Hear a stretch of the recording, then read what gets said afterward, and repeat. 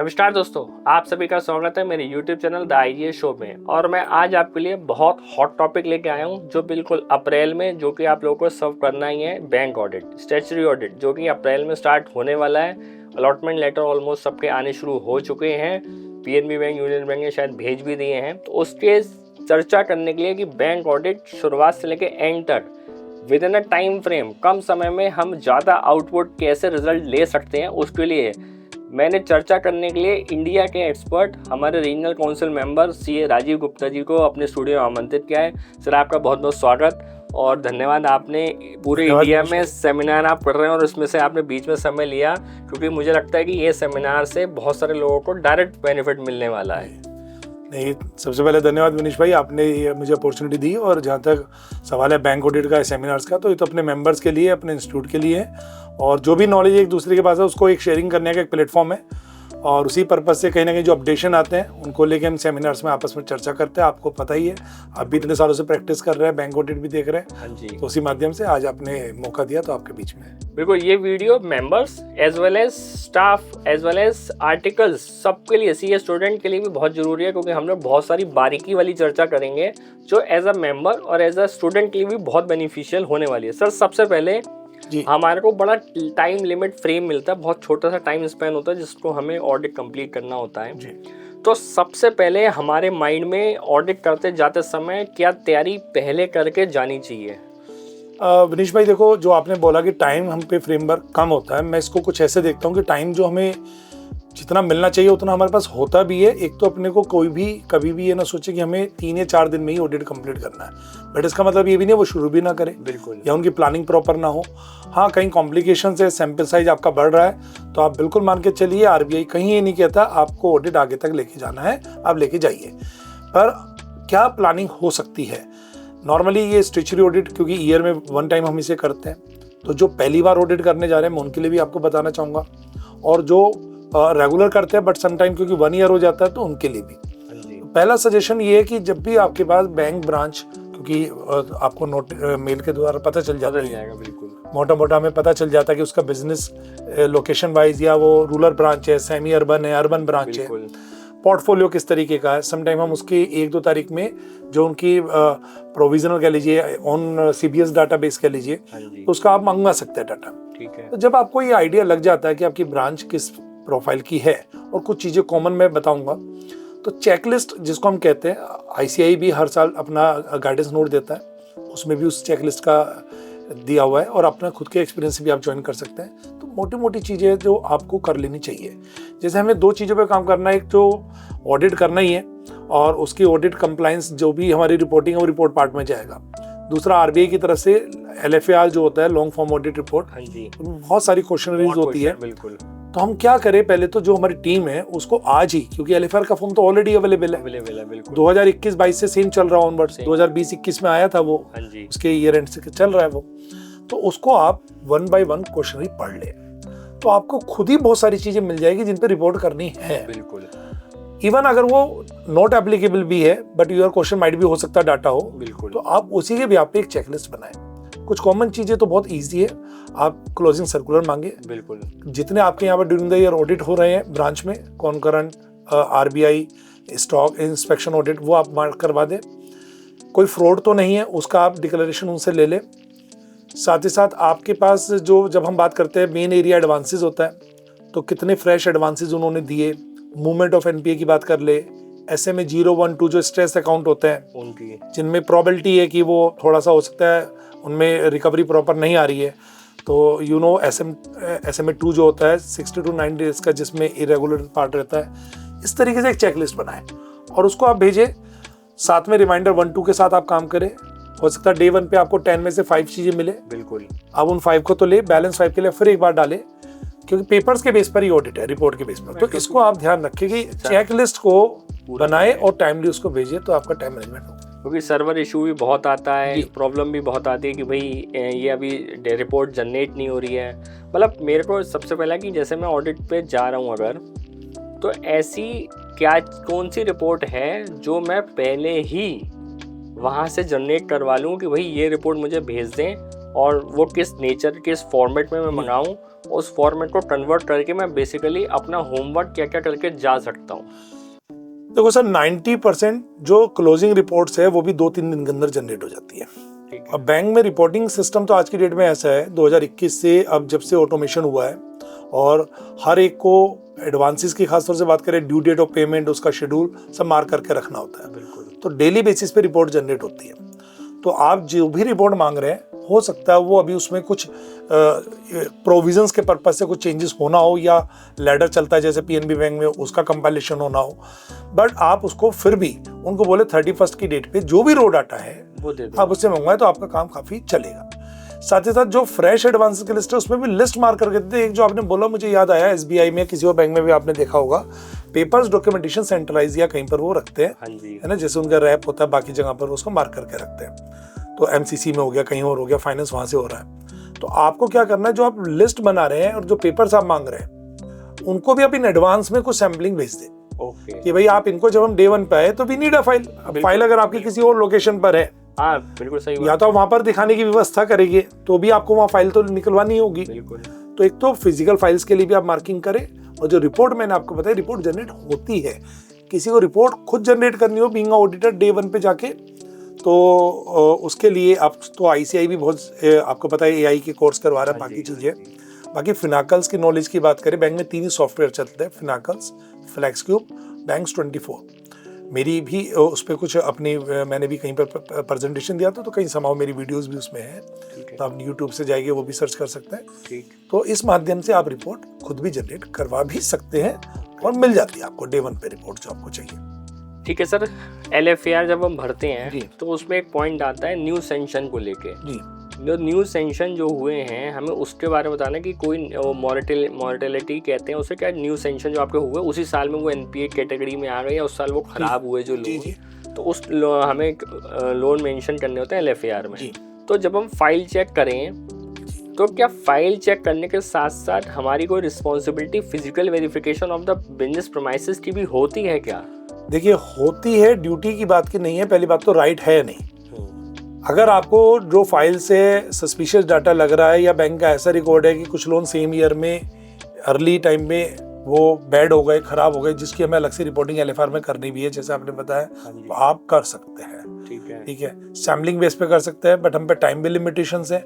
और आपको अगर लगता है कि ये पोर्टफोलियो ज़्यादा बड़ा है या ऐसे और भी केसेस हैं, तो आप अपना सैम्पलिंग डाल के बाकी के लिए रिकमेंडेशन दे सकते हैं कि भाई आगे RBI उस चीज़ को लुक आफ्टर करेगा कि वहाँ पर इस तरीके का डिटेल ऑडिट करवाया जाए। तो वो आपका प्रोफाइल में प्रीव्यू में आता है। मैं देखता हूँ सर, CAs जितने भी होते हैं या स्टाफ होता है, जो वेल इक्विप्ड स्टाफ होता है, वो ऑडिट प्रोग्राम बहुत बड़ा लेके जाता है, उसके हिसाब से ऑडिट भी बहुत डिटेल्ड में करता है। लेकिन जब रिपोर्टिंग की बात आती है तो बहुत सारी चीज़ें रह जाती हैं रिपोर्टिंग करने से। तो मुझे जो प्रैक्टिकल एक्सपीरियंस लगा है कि आपको हमेशा एक स्टाफ साथ में लेके जाना चाहिए जिसकी ड्यूटी सिर्फ रिपोर्टिंग की हो, वो चेकिंग ना करे जी। अगर वो रिपोर्टिंग स्टार्टिंग से कर रहा है और हैंड टू हैंड उसकी रिपोर्टिंग करते हैं, तो आपको नहीं लगता कि इससे हमारा ऑडिट बहुत अच्छा हो सकता है? बिल्कुल सही कह रहे हैं। रिपोर्टिंग आजकल सब ऑनलाइन हो गई है, सब ऑनलाइन है, और उसमें भी अगर आप कंसेप्ट देखेंगे तो कहीं ना कहीं हमारा मेकर चेकर जैसे बैंकों में चलता है, कॉन्करेंट ऑडिट में चलता है, तो आप फीड कर ले, नंबर ऑफ टाइम आप सेव कर ले, before submit you can edit also. बिल्कुल। तो आपने सही कहा। मान लीजिए मुझे कोई अकाउंट ऐसा मिला जो इरेगुलर है, मैं व्यूअर से भी बोलूँगा इरेगुलर अकाउंट है, और उसमें क्या करते हैं हम उसको ये तो आइडेंटिफाई कर लेते हैं पैरामीटर्स, ये जो IRAC के नॉर्म से, बाकी चीज़ें ध्यान रखे कि ये अकाउंट में कुछ इरेगुलरिटीज़ है। बट हमने कई बार फील किया जब उसकी MOC या रिपोर्टिंग फाइलिंग का टाइम आता है तो हमें बहुत चीज़ें चाहिए होती है, जैसे कस्टमर ID चाहिए, आपको ये भी देखना है, ये बोरोवर वाइज NP होता है। मैं सिंपल बता रहा हूँ, वैल्यू ऑफ सिक्योरिटीज आपको चाहिए। ये बहुत बड़ा एरिया है कि सिक्योर्ड अनसिक्योर्ड के अलावा कि वो उसकी प्रायोरिटी सेक्टर लोन है या वो कौन सी कैटेगरी का लोन है। तो जब हम इन चीज़ों पे जाते हैं तो हम उस समय लगता है ये तो पेपर्स ही नहीं है हमारे पास। तो आपका जो आपने बताया, मैं फिर बोलूँगा, जहाँ जहाँ रिपोर्टिंग है, चाहे वहाँ पर एक नॉर्मल अकाउंट जो कि अभी आपके हिसाब से चेकिंग में भी नहीं आया, लेकिन आपने सैम्पलिंग में डाला होगा, उसको किसी को ड्यूटी लगा दे, भाई आप फिल करो, तो वो कम से कम पता चल जाएगा और वो आपको मार्किंग करके बताएगी, सर जो भी आप रिपोर्टिंग अकाउंट दे रहे हैं उसमें मुझे इस सेगमेंट में, इस एक्सेल में ये चीज़ साथ में चाहिए, ये फीडिंग करने के लिए चाहिए। वो करता भी रहेगा। अगर आपका ऑडिट चल रहा है तो रिपोर्टिंग ये नहीं कि सबसे लास्ट में करनी है, टाइम बचाने के लिए आप एक बंदे को जैसे आपने बताया उसको साथ में रखे। क्योंकि मैंने प्रैक्टिकल प्रॉब्लम समझी, जब हमारे ऑडिट 3 दिन लगा के पहले हम ऑडिट कर लेते हैं, फिर हम रिपोर्ट पे आते हैं तो हम फटाफट करते हैं, क्योंकि हमारी फ्लाइट होती है, ट्रेन होती है, तो फिर उसमें बहुत सारी चीज़ें इग्नोर कर देते। इग्नोर करते तो नहीं है, लेकिन हाँ कहीं ना कहीं मिस हो जाती है हम लोगों से, तो ऐसा भी कुछ होता है। फ्लाइट की आपने बात करी, मैं उसमें रोक के बोलूंगा, फ्लाइट में लाइट और नोट पे कि कभी भी आप जाने का तो बताया, आने का ना बताया। अच्छा। चाहे आपने करवा भी लिया हो, बिल्कुल। और उसमें भी कोई ऐसा हार्ड एंड फास्ट नहीं है कि आपको उसी दिन आना है, आप उसे चेंज भी कर सकते हैं अगर आपका ऑडिट प्लान चेंज हो रहा है, ठीक है। लेकिन आप कोशिश करें उनको अवॉइड करें। वो जब भी वो पूछे जी कब जाने का, अभी तो आपने काम ही शुरू नहीं किया, आप पेपर सही से मिलेगी और हम चेक कर पाए जो हमारा सेटिस्फेक्शन लेवल है, तो हम जल्दी भी फिनिश हो जाएगा। हो सकता है 1-2 दिन डिले भी लगे, तो आप ऐसा करें, थोड़ा सा टाइम बचाएं। सर, जो हमारे आरबीआई के अपडेट्स आते हैं, जी, नोटिफिकेशंस आती हैं, सर्कुलर्स आते हैं, तो 2026 के ऑडिट के लिए ऐसा कौन सा अपडेट है जिसको हर ऑडिटर, हर स्टूडेंट, स्टाफ को मेंटेन या ध्यान बहुत ज़्यादा रखना चाहिए? देखिए, पहले जो सबसे मेन 2 तरीके के हमारे सर्कुलर को मैं यहाँ कोड करना चाहूँगा, सभी जानते हैं, इनकम रिकॉग्निशन एसेट्स क्लासिफिकेशन, आईरेक जिसको बोलते हैं, उसका मास्टर सर्कुलर चलता है, जो यूजुअली आरबीआई 1 अप्रैल में लाता है। लास्ट टाइम भी 1 अप्रैल 2025 में वो आया था, बट 28 नवंबर 2025 से आरबीआई ने एक चेंज किया कि मास्टर सर्कुलर नहीं आएगा, अब उसकी जगह डायरेक्शंस आएगी। इसलिए अगर आप बाई चांस आरबीआई की साइट पे जाके किसी और जगह से आप उसको डाउनलोड करने की बात करते हैं, डाउनलोड तो हो जाएगा, पर उस पर स्टार्टिंग में विड्रॉ बढ़ा। हाँ बिल्कुल, बट वो विड्रॉ नहीं हुआ है, वो कन्वर्ट हो गया इनटू डायरेक्शन। ओके, तो इस बात का ध्यान रखिए। साथ ही साथ जब हम कहते हैं कि पीछे आपने देखा होगा कि जो मास्टर डाटा में चेंज होता है, या कभी भी आप बोरोवर की कोई, चाहे वो रिस्ट्रक्चरिंग की वजह से है या अदर रीजन से है, या उसका फ्लोटिंग रेट ऑफ इंटरेस्ट था वो चेंज हुआ है, आपने उससे पेपर, आपको ड्यूटी है बैंक की बोरोवर को उसकी जानकारी दे, और उसकी जानकारी ही नहीं देनी है, उसका एक एक्नॉलेजमेंट लेटर फाइल में लगाना है। इससे रिलेटेड भी अगस्त 2025 के अंदर एक सर्कुलर आया है, ओके, जिसमें आपको इस बात का ध्यान रखना है कि जो भी चेंज आया है वो चेंजेस कम्युनिकेट टू बोरोवर। क्योंकि आपने देखा होगा पहले शिकायत आती थी, बोरोवर कहता था मुझे तो पूछा ही नहीं, मुझे तो बैंक ने बताया ही नहीं। तो इन चीजों को पेपर डॉक्यूमेंटेशन जितना हमारा स्ट्रांग होगा, हम उतना अच्छा करेंगे। एक और सर्कुलर जो मैं बहुत ज्यादा पसंद करता हूँ, जब आप एग्रीकल्चर एडवांस जाते हैं, उसमें केवल 70-80% पार्ट केसीसी का मिलता है। बिल्कुल, तो पुराना सर्कुलर है, बहुत इफेक्टिव है, 4 जुलाई 2018 केसीसी, ओके, आरबीआई का सर्कुलर है, उसको आप जरूर ले अपने साथ। इसी तरह कुछ चीजें बात करें तो पूरा आईसीआई का गाइडेंस नोट है, चैप्टर नंबर 10 है उसमें, हालांकि 800 अराउंड पेज का है, but you need page number 404 to 431 if I am right. तो वो चैप्टर नंबर 10 को आप हार्डली 25 पेजेस है, ठीक है। When you are the branch are agriculture rural semi urban branch, तो वो आपको बहुत हेल्प करेगा, ओके। इसी तरह अपेंडिक्स में लिस्टें होती है चीज़ों, हल्का सा अगर हम खुद या हम अपने किसी स्टाफ को इन चीज़ों को बोले ना पढ़ने के लिए, देखने के लिए, तो हमसे बेहतर वो इसमें प्लानिंग कर पाएंगे। तो ये कुछ चेंजेस एज सच आप पूछेंगे तो मैं सिंगल लाइन बोलूंगा, कोई एज सच मेजर चेंज नहीं है। अगर आपने 2025 में ऑडिट किया है तो 2026 में भी आपके लिए वही सारी चीज़ें रेलिवेंट है। ठीक सर, ये हमने बात करी अभी तक जितनी, अब मैं बात करता हूँ जो हम लोग क्लासिफिकेशन करते हैं, यानी एनपीए डिक्लेरेशन के लिए हम लोग जो इतनी वर्किंग करते हैं, लेडार रिपोर्ट सब मंगाते हैं, तो हम लोग पॉइंट टू पॉइंट डिस्कस करते हैं कि एनपीए के क्या क्या रूल्स जो 26 में हमारे ऊपर एप्लीकेबल होंगे। जैसे बेसिकली लोन्स जो चलते हैं, वो सबसे पहला हमारा जो मेजर लोन चलता है वो सीसी लिमिट चलता है। तो सीसी लिमिट में as a auditor, as a staff, as a student हमारे को किन बातों को बहुत ध्यान रखना चाहिए? देखो सर, जब आपने अगर सीसीओडी की स्पेशली बात करी है तो 15 फरवरी 2022 में, ठीक है, एक क्लैरिफिकेशन आरबीआई की तरफ से आया था। उस क्लैरिफिकेशन पे बेस पे आपको बता रहा हूँ, तो कोई भी सीसीओडी अकाउंट 2 तरीके से एनपीए हो सकता है।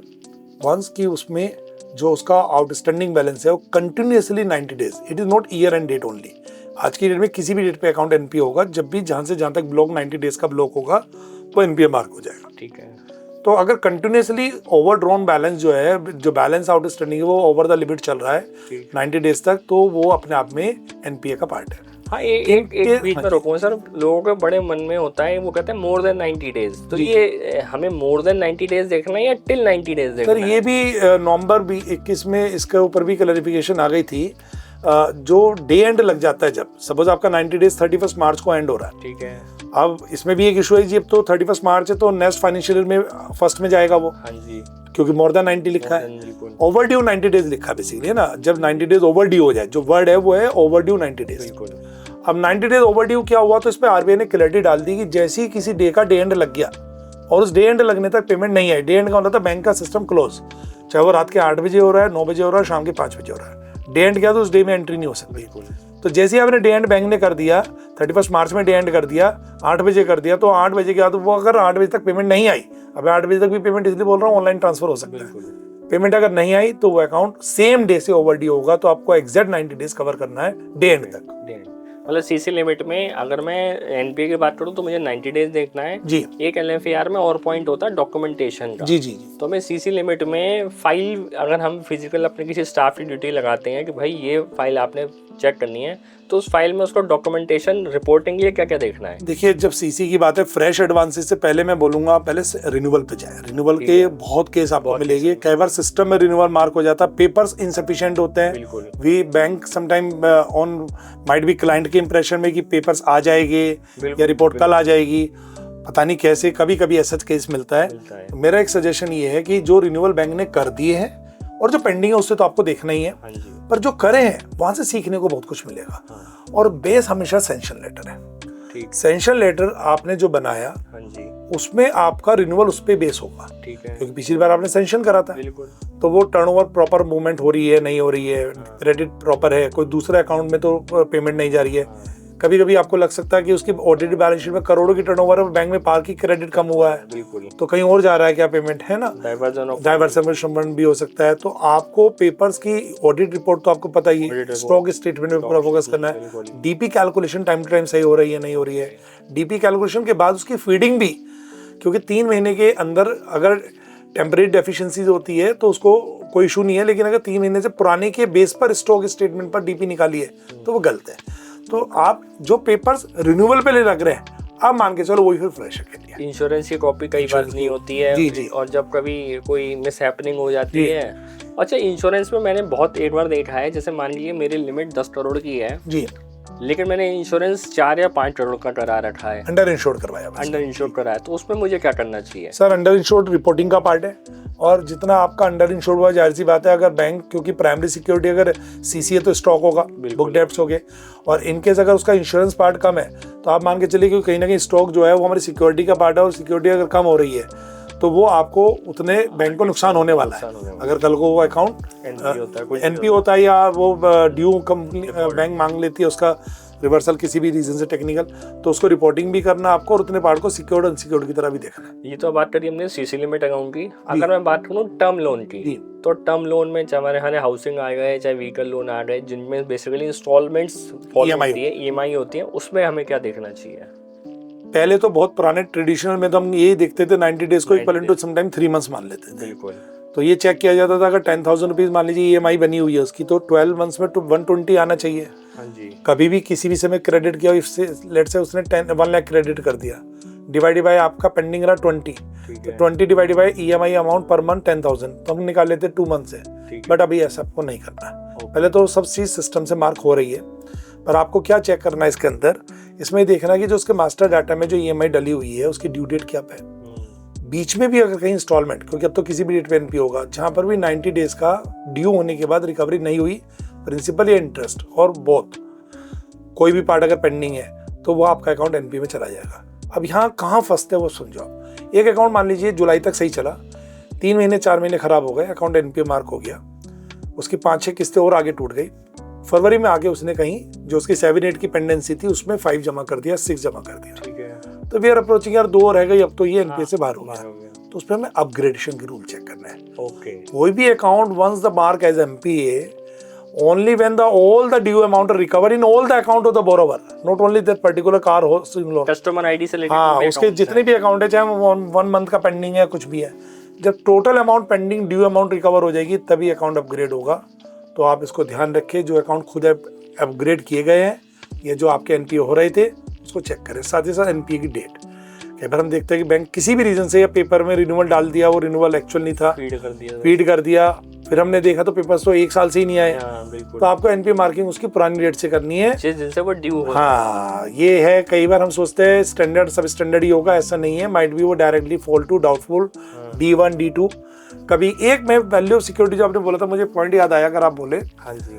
तो एक आरबीआई का पॉइंट ये कहता है कि अगर आपका जो जिस पर वैल्यू को बेस बना के लोन दिया गया और फीड की गई सिस्टम में, सैंक्शन लेटर में, किसी भी कारण से जब नेक्स्ट टाइम वैल्यूएशन आता है और वो वैल्यू पाई जाती है 50% से कम, तो आपको उससे सीधा डाउटफुल में डालना है। अच्छा। और अगर वो वैल्यू और 10% से भी कम रह जाती है तो सीधा फ्रॉड में जाएगा। ये आपको अच्छी है सर। जैसे हम लोग, मेरा प्रैक्टिकल एक्सपीरियंस मैं आपके साथ शेयर कर रहा हूँ। मैं अभी पिछले 7-8-10 सालों से ऑडिट कर रहा हूँ। मैंने जब भी ऑडिट करा, मेरी जितनी फीस है उससे ज़्यादा कि मेरी रेवेन्यू लीकेज निकल आई जी। मैं अकाउंट जब भी चेक करता हूँ, एनपीए चेक करने के लिए मुझे करता ही अकाउंट खोलता ही हूँ, तो मैं उसमें ये साल भर में जरूर चेक कर लेता हूँ कि उसमें चार्जेस लगे या नहीं लगे हैं जी। और मुझे हर अकाउंट्स पे मिलती हैं। ये लोग कहते हैं सब कुछ ऑनलाइन है जी, लेकिन ऐसा मुझे कभी लगा नहीं, क्योंकि वहाँ पे चार्जेस नहीं लगते हैं। तो मैं अपने व्यूअर से कहना भी चाहूँगा कि अगर आप ऑडिट कर रहे हैं तो इस बात का भी ध्यान रखें, क्योंकि कहीं ना कहीं हमारी रिपोर्टिंग बहुत इंप्रूव होती है उससे, और हमारा कॉन्फिडेंस भी बिल्ड होता है कि हमने जितनी फीस ली उससे ज़्यादा की तो उनकी इनकम करा के भी दे दी। जो ये भी चेक कर ले कि रेवेन्यू ऑडिट हुआ था उसका, नहीं हुआ था बिल्कुल। अगर रेवेन्यू ऑडिट हुआ उसके अंदर लीकेज आई और जिस तरीके की आई है, हाँ जी, उस तरीके के बाकी अकाउंट भी आप देख सकते हैं। बिल्कुल। रेवेन्यू ऑडिट में तो सर फीस इतनी ज़्यादा कर रखी है बैंक वालों ने कि कोई कैसे करता हो। 5,000 6,000 रेवेन्यू ऑडिट की फीस। जी। सर टर्म लोन की बात कर ली हमने, सीसी लिमिट की बात कर ली। अब हम सबसे इम्पोर्टेंट जो आप एक्सपर्टीज जिसमें भी है, केसीसी की बात करें। केसीसी में बहुत कन्फ्यूजन रहता है, क्योंकि हमारी mostly branches urban rural branches होती हैं, सेमी अर्बन होती हैं, जहाँ केसीसी बहुत ज़्यादा मात्रा में पाया जाता है। तो केसीसी में हमें क्या ध्यान रखना चाहिए? जल्दी से 2 नॉर्म्स पहले ले लेते हैं जी। हाँ जी। मास्टर सर्कुलर जो आयरक जिसकी हम बात करते हैं, या वो डायरेक्शन में कन्वर्ट हो गया, उसका पेज लगभग 14, 15, 16 पेज है। ठीक है। और सिंपल कहता है कि एग्रीकल्चर एडवांस पे 90 डेज नॉर्म्स नहीं चलते हैं। ठीक है। They are based on the crop season. In case of the short crop तो आपको 2 क्रॉप सीजन ओवरड्यू होने पर होगा। इन केस अगर लॉन्ग टर्म क्रॉप है तो 1 क्रॉप सीजन पर ओवरड्यू होगा। अब बात आती है क्रॉप सीजन कहाँ से आएगा, तो यहाँ तो इतना लिख के छोड़ दिया, एक पॉइंट लिखा कि लॉन्ग टर्म क्रॉप वो होती है जो 12 मंथ से ज्यादा है, बिल्कुल, और शॉर्ट टर्म है जो लॉन्ग टर्म नहीं है, बिल्कुल। अब आती है कि कितना पीरियड ले। हाँ जी। तो वो पीरियड काउंट कैसे होता है, इवन आईसीए की गाइडेंस नोट में भी एग्जाम्पल दिया गया, बट उसको एग्जाम्पल ही माने। आपको आरबीआई ने क्लियर किया हुआ है कि season will be decided by each state level banker committee. वो डिस्ट्रिक्ट कमेटी से कंसल्ट करके तब करती है। हर क्रॉप्स का सीजन अलग हो सकता है। स्केल ऑफ फाइनेंस से फाइनेंस भी आता है वहाँ से। आपको हर अगर जिस एरिया की ब्रांच आपको मिली है वहाँ पर जो भी लीड बैंक होगा उसका एसएलबीसी का डायरेक्शन, उसका मैनुअल होगा। ठीक है। उस मैनुअल से आप पीरियड सेलेक्ट करें। जैसे मैं अगर यूपी की स्पेशली बात करूँ तो यहाँ का लीड बैंक है बैंक ऑफ बड़ौदा, उसका मुझे याद है पेज नंबर 104। बिल्कुल। और वहाँ से जब जाएंगे तो आपको पता चलेगा ऑलमोस्ट दोनों क्रॉप में उन्होंने 36 मंथ्स को दिया है। वो कैसे किया उन्होंने, वो उसमें डिटेल भी आ रही है उसकी, मैं उस डिटेल को टाइम शॉर्ट में नहीं बताऊंगा। तो आपको जो भी पीरियड है वो एसएलबीसी से लेना है। सपोज हमारे एग्जाम्पल में 36 मंथ्स आ गया। ठीक है। तो 36 मंथ्स आप बात आएगी काउंटिंग कहाँ से करें। ठीक है। किसी ने मान लीजिए कोई क्रॉप ली, रबी की फसल ली, और उसका अप्रैल 1 अक्टूबर से 31 मार्च का पीरियड है, चाहे वो 15 अक्टूबर को ले रहा लोन, 15 नवंबर को ले रहा, वो काउंटिंग 1 अक्टूबर से हो गया। अब वहाँ से चल के अपना जो अगर आपका एसएलबीसी 36 मंथ्स कहता है, आप 36 मंथ पे जाए, उस डेट तक भी अगर उसमें जितना पेमेंट डिस्पर्स हुआ था वो पेमेंट पूरा वापस, इंटरेस्ट नहीं, पूरा वापस अगर नहीं आ रहा है तो वो अकाउंट आपका जो है वो इरेगुलर अकाउंट है। You have to be mark as an NPA straightforward. और जब आप इस तरीके से चीज़ों को रखते हैं, चलते हैं, तो मुझे लगता है एग्रीकल्चर एडवांस में आपको दिक्कतें नहीं आएगी। इसको आप ध्यान रखें। 36 महीने हमें ध्यान रखने हैं उससे की पेमेंट से। सर एग्रीकल्चर एडवांस की जब भी बात आती है तो हम लोगों को विंडो ड्रेसिंग बहुत कॉमन सी मिलती है हर ब्रांचेस में। इधर पैसे जमा हुए, वो 1,000 रुपये लाया, 1 लाख जमा हो गए, 99,000 निकल गए, डिनोमिनेशन है नहीं, टाइमिंग ऑलमोस्ट पास में है।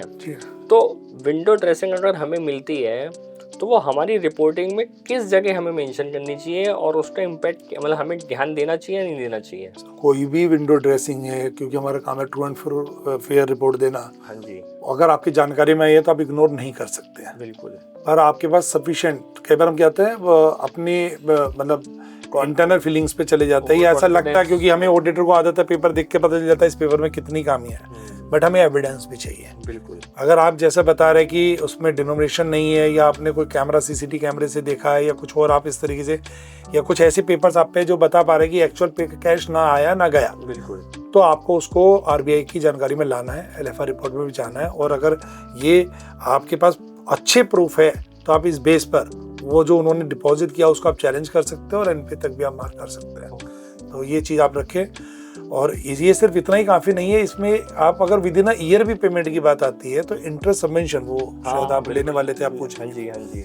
तो इंटरेस्ट सबवेंशन का हमें सर्टिफिकेट साइन करना होता है। हाँ जी। क्योंकि बहुत बैंक को भी एक इंटरेस्ट सबवेंशन में, बैंक को भी एक सबवेंशन मिलता है। अगर बैंक 3 लाख रुपीस तक का क्रॉप लोन देता है और 7% से ज़्यादा चार्ज नहीं करता है तो बैंक को भी एक सबवेंशन मिलता है 1.5% का। बिल्कुल। और विद इन ईयर अगर वो ड्यू डेट पे बोरोवर पे कर देता है तो उसको 3% का उससे भी इंटरेस्ट सबवेंशन बोरोवर को मिलता है, क्रेडिट हो जाता है उसके अकाउंट में। जब इनकी बात आती है तो यहाँ पर भी सेम रूल फॉलो होता है। और सिर्फ हमें ये भी नहीं देखना कि कैश की आप बात कर रहे हैं, मैं कहता हूँ अकाउंट ट्रांसफर भी है, तो देखना पड़ेगा किसी दूसरे लोन को देके आपने एक्स लोन का अकाउंट किसी वाई को लिमिट दी और वाई के पैसे को आपने एक्स में यूज कर लिया, फिर एक्स का 0 हो गया, उसने लिमिट ले ली, मान लीजिए वो जेड में चला गया। तो आपको ट्रांसफर को भी जाके देखना है कि वो किस अकाउंट से आया है, उसके सेविंग से आया, सेविंग में आया तो वहाँ पे पैसा कहाँ से दिख रहा है आपको। तो आपको सैम्पलिंग चेक पे जरूर चेक करें, नहीं तो इंटरेस्ट सबवेंशन का सर्टिफिकेट भी उतना ही गलत होता है। तो हम लोगों ने सीसी लिमिट की बात कर ली, एग्रीकल्चर एडवांस की बात कर ली, इंटरेस्ट सबवेंशन की भी सर ने पूरी बात कर ली। सर आपको एज अ ऑडिटर मतलब बेसिकली और ऐसी कौन सी बात है जिसको बहुत स्पेसिफिक ध्यान रखना चाहिए फॉर ऑडिट? मुझे तो यही लगता है जी, बहुत बढ़िया तरीके से आप सबकी नॉलेज, हमारे मेंबर्स की, आईसीआई के हर एक मेंबर ने बहुत मेहनत से सीई की पढ़ाई की होती है, रेगुलर अपडेट रखते हैं और सब अपने फील्ड में बहुत मास्टर है। टाइम की बात जरूर सिर्फ इसलिए आती है कि हमारी प्लानिंग कई बार लैक हो जाती है, जैसे शुरू में हमारी बात हुई। आप प्लानिंग से जाइए, बढ़िया आपकी नॉलेज है, कोई ऐसा मेजर चेंज है नहीं, आप ऑडिट अच्छे से कीजिए, किसी का भी कम ज़्यादा प्रेशर आपको नहीं लेना है। आपकी ड्यूटी अगर ब्रांच ऑडिटर तो सेंट्रल ऑडिटर को रिपोर्ट करनी है। कहीं अगर आपको लगता है वो भी अपने सीए भाई हैं, उनको आप मेल लिखें, उनसे गाइडेंस लें। फिर भी अगर कहीं लगेगा और किसी को मेरी भी अगर जरूरत पड़ती है तो आपके माध्यम से जैसे भी अगर आप दे पाएंगे तो उनको डिटेल मिल जाएगी। तो कभी भी आप कॉल करें, बात करें, अपने बीच में रहे, बढ़िया ऑडिट करें जी, कहीं कोई दिक्कत नहीं, रिपोर्टिंग अच्छे तरीके से करें, टाइम को भी मैनेज करके चले जो कि आपके पार्सल है। सर ऑडिट हम लोग कंप्लीट करते हैं तो हम लोग को रिपोर्ट सबमिट करनी है। स्टाफ को क्या चीज़ समझाएं कि स्टाफ बिल्कुल वेल इक्विप्ड होकर जाए कि भाई ये सब चीज़ें जो स्टार्टिंग में आपको कुछ पढ़ने के लिए तो वो पढ़ने के लिए दे। पिछली अगर कोई इस बार आपका कोई फ्रेश आर्टिकल है, फ्रेश स्टाफ है आपके लिए, लेकिन आपकी ब्रांच ऑलरेडी कंटिन्यू ऑडिटर में है तो पुराने पेपर्स हम भी और आपने सब रखते ही है, आप वो पेपर्स उसको दिखाएं। कई बार हम उसको बोलते रहते कि ये वाला पेपर होता है सीसी का, ऐसा होता है, या बीजीएलजी में ऐसी चीज़ें आती है। जब तक वो देखता नहीं ना, वो पहली बार बैंक में जाएगा तो देखेगा। लेकिन अगर हम उसको, हमारे पास ऑलरेडी ओल्ड रिपोर्ट है, या आजकल तो किसी भी बैंक की फॉर्मेटिंग तो आपको गूगल पे सब जगह अवेलेबल हो जाती है, आरबीआई फॉर्मेट मिल जाता है आपको। जैसे सबमेंशन की बात करें, उसका सर्टिफिकेट फॉर्मेट ऑलरेडी गिवन है, तो आप उनको पहले से भी देख के जाएं। स्टाफ को मेरी एडवाइस रहेगी, तो उनको भी टाइम कम लगेगा, समझने में भी जल्दी आएगा और बढ़िया ऑडिट। मेरा लास्ट क्वेश्चन और है सर, हम लोगों ने एसेट्स की पूरी बातें कर ली, सब कुछ कर लिया, क्या लायबिलिटी मतलब अगर कोई बैंक के खर्चे जो हो रहे हैं जी, क्या वो भी हमारे ऑडिट का पार्ट है जो हमें क्या उसको भी चेक करना है? बिल्कुल सर, जब आप एलएफआर देखेंगे तो वो डिवाइडेड है 4 पार्ट में। उसके अंदर आपका एडवांसेस का, यानी कि एसेट्स में तो सारे पार्ट है ही, उसमें एडवांस एसेट्स का पार्ट आ गया, लायबिलिटीज का पार्ट आ गया, पीएनएल का भी आता है, फिर एक जनरल भी आता है। तो 4 फेस में डिवाइडेड है, तो पीएनएल पूरा आपका पार्ट एंड पार्सल है, तो आप इग्नोर नहीं कर सकते।